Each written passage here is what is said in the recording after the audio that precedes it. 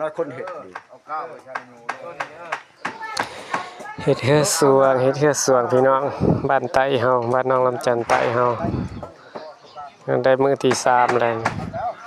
เฮ็ดเฮือสวงรุ่น5-4พายสิได้จัดขึ้นในไวๆนี้ในบ้านน้องลำจันเฮาเพิ่นสิได้จัดงานบุญสรวงเรือมีทั้ง5-4พาย12-4พายม่วนกันแท้แน่นอนพี่น้องเอ้ยปีนี้จงได้นี่นะใส่ดูกะ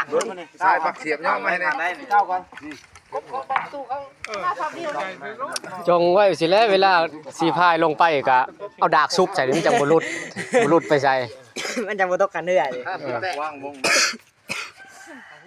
เอาดากซุบใส่แล้วก็แล้วบ่ย่านตกอีกเด้งลงมันสิยั่งเบิ่งคือสิบ่ติดบ่มันติดเอาเบิ่งปอกแก้กับบ่เดี๋ยวก็พูดนั่นแหละค่อยแล่แหละเนาะตัวที่ดูเอ้าว่าถือแต่บ่แล้วใส่ตัวได้ตัวใด3ลายเส้นเลยลายเส้นตัวใดมาบอกเล่นนะนี่แหละเอาไปวงไปวงจรวงปิดวงจรปิด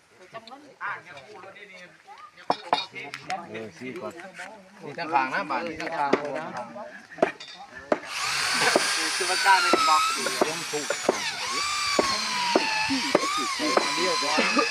คือแง่เป็นร่องเพื่อนยังคนนั้นนี่ตรงกระลุกต้องขึ้นมาบอกเดี๋ยวลงเลยเบานะอันนี้มันเอาอย่างมันบริณับเพื่อจับลุก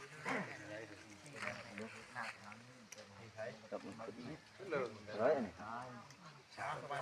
ชอบนะบุมาดูแม่ตรงให้เอามันตกมันลง30ทำได้เกือบเลย30ป้ายเริ่มหัวมัน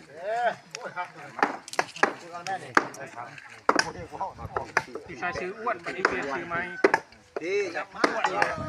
ฉากจะไปให้ไปที่แห่งนี้เนี่ยมันจะเป็นพุทธลูกคนนึง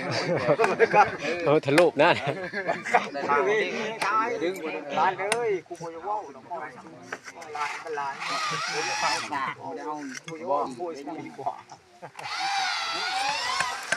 อันนี้แผนกเล้าลีม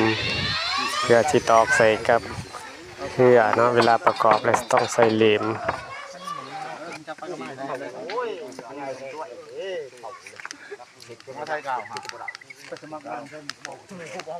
แต่ว่ามันเอาคั่วเข้าไปใช่ป่ะอะไรคือปะไว้นี่ไปน้ำผลไม้เห็ดเถียงยังไปหดผัก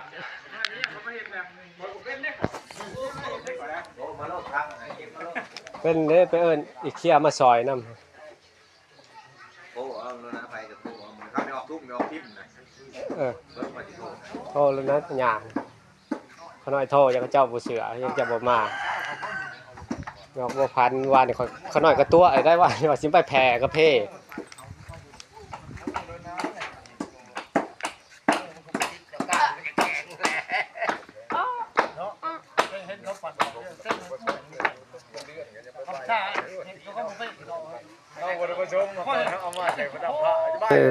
ที่3แล้วมึงก็ได้ซ้ำนี่